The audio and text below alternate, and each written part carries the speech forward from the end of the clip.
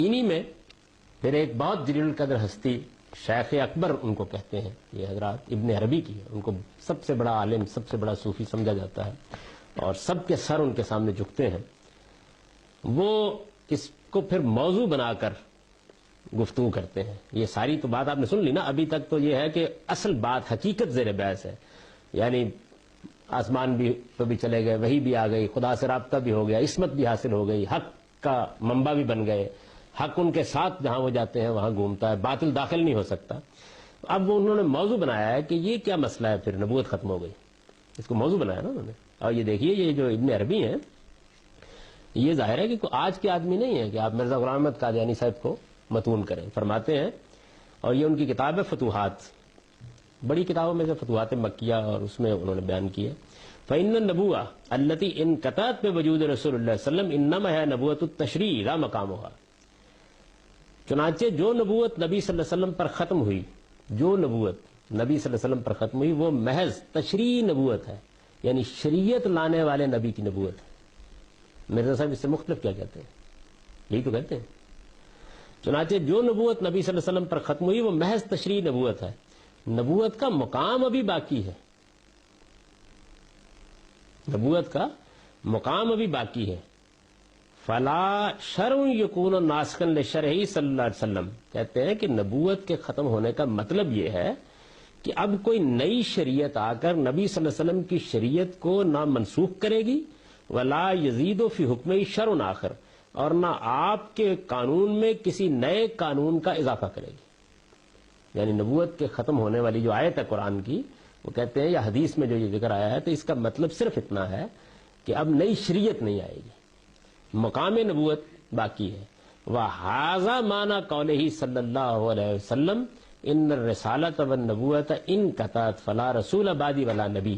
ایک حدیث کو پھر انہوں نے بتایا، کہتے ہیں یہ مطلب ہے اس حدیث کا جس میں حضور نے یہ کہا ہے کہ نبوت اور رسالت دونوں ختم ہو گئی ہیں، میرے بعد اب نہ کوئی رسول آئے گا اور نہ کوئی نبی آئے گا. یہ حدیث انہوں نے نقل کیا تھا، یہ مطلب ہے اس کا. مزید اس کو واضح کرتے اے لا نبی بعدی یکون علی شرع مخالفا لشرعی بل اذا کان یکون تحت حکم شریعتی. یعنی حضور کی اس بات کا مطلب یہ تھا کہ میرے بعد کوئی ایسا نبی نہیں ہوگا جس کی شریعت میری شریعت کے خلاف ہو، بلکہ وہ جب ہوگا تو میری ہی شریعت کا پیرو ہوگا. بیان ہی یہی بات کہتے ہیں مرزا غلام احمد صاحب کا. کوئی یعنی اس معاملے میں ادنا درجے کا بھی اگلا قدم نہیں رکھا انہوں نے. یہی بات کہتے ہیں کہ شریعت میں وہی لے کے آیا ہوں، وہی شریعت ہے جس کی مجھ کو پیروی کا حکم دیا گیا ہے. میں کوئی 5 کو 4 نمازیں نہیں کر رہا یا 5 کو 6 نہیں کر رہا، ساری شریعت وہی ہے. شیخ احمد سرہندی، جن کو اقبال میں حاضر ہوا میں شیخ مجدد کی لحد پر، یہ وہی شیخ ہے جن کے اوپر نقش بندی سلسلہ یہاں اپنے کمال کو پہنچا ہے، اور جن کو الف ثانی کا مجدد کہا جائے، دوسرے 1000 سال کا. وہ اپنی کتاب، ان کی مکتوبات بہت مشہور کتاب ہے، اس میں اسی موضوع پر لکھتے ہیں کہ باید دانست کے منصب نبوت ختم بر خاتم الرسل شدیست علیہ وعلی علیہ الصلاۃ والتسلیمات اما از کمالات آن منصب بطریق طبیعت مطابعان اورا نصیب کامل است. فارسی عبارت ہے. جاننا چاہیے کہ منصب نبوت بے شک خاتم النبیین صلی اللہ علیہ وسلم پر ختم ہو گیا، منصب نبوت، لیکن اس منصب کے کمالات، منصب کے کمالات کیا ہیں؟ وہی آتی ہے نا، الہام ہوتا ہے، خدا سے رابطہ ہوتا ہے. اس منصب کے کمالات آپ کے پیرووں کو آپ کے پیرو ہی کی حیثیت سے اب بھی پورے حاصل ہو سکتے ہیں، کم نہیں، تھوڑے نہیں، کسی نچلے درجے میں پورے حاصل ہو سکتے ہیں. یہ باتیں ایسی تھیں، یعنی ان کی آپ براہین احمدیہ جو ہے وہ پڑھی ہوئی ہے ہماری لائبریری میں، ساری جلدیں اس کی اور سب ان کی جتنے بھی ہیں، روحانی خزائن کے نام سے وہ سب چھپی ہوئی ہیں. ان کو آپ پڑھیں جب تو آپ کو یہ معلوم ہوا کہ ایسی باتیں ہیں. یعنی انہوں نے بہت دلائل دیے اس بات کے کہ نبوت جو ہے وہ اس کا مطلب یہ ہے اور الہام جاری رہنا چاہیے اور وہی جاری رہنا چاہیے، یہ خدا کی نعمت ہے، اس سے محروم کیسے ہو گئے، بنی اسرائیل میں تو سب لوگوں کو ہوتا تھا، محمد الرسول اللہ کی امت کیوں محروم کر دی گئی. اس طرح کے عقلی دلائل انہوں نے دیے. پھر الہام، وہی یعنی خدا سے رابطہ، اس کو اسی طرح کی تعبیروں میں بیان کیا انہوں نے، تمام صوفیانہ تعبیرات میں، اور زندگی بھر کرتے رہے. اور پھر کسی موقع پر نبی کا لفظ استعمال کیا تو انہوں نے کہا کہ میرا مطلب یہ ہے، میرا مطلب، جیسے یہ بیان کرتے ہیں میری مراد یہ ہے، میرا مطلب یہ ہے. تو یہ وہ بیان ختم نبوت کو بھی انہوں نے کہا کہ میں اس کا قائل ہوں لیکن میرا مطلب یہ ہے. حضور کی ختم نبوت سے مراد یہ ہے.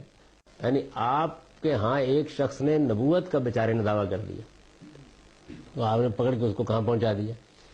اس بارے میں کیا خیال ہے؟ احمد جاوید صاحب نے وہ میرے پاس تشریف لائے یہ مقدمہ لے کے اپنے ہی ایک، کیونکہ ان سے میری بھی بہت دوستی تھی دونوں بزرگوں سے، تو انہوں نے یہ بیان کیا. تو میں نے کہا کہ یہ ٹھیک ہے، لیکن یہ کہ آپ تو صوفی آدمی ہیں، تو یہ بیچارے جن کا یہ آپ مقدمہ بیان کر رہے ہیں، یہ تنہا اگر تو مجرم قرار دینا ہے تو میں اس سے برات ظاہر کرتا ہوں، اور اگر سب کو قرار دینا ہے تو پھر یہ سب کو قرار دے دیں، یعنی ایک ہی وقت میں فیصلہ کیا جائے نا. ان کے بارے میں تو آپ کچھ فرمانے کے لیے تیار نہیں ہے، لیکن یہ کہ وہ موجودہ زمانے کا بیچارہ ایک آدمی کچھ کہہ بیٹھا ہے، سب کو ایک ہی لاٹھی سے آنکھیے. یعنی اگر نبوت کا منصب یا اس کے کمالات کا دعویٰ کرنا یہ ایک جرم ہے، تو پھر یہ جرم وہ ہے کہ در شہر شما نیز کنند، یہ کوئی ایک نہیں ہے جس نے کیا ہے. تصوف کی پوری تعبیر اسی پر کھڑی ہے، سب یہ بیان کرتے ہیں.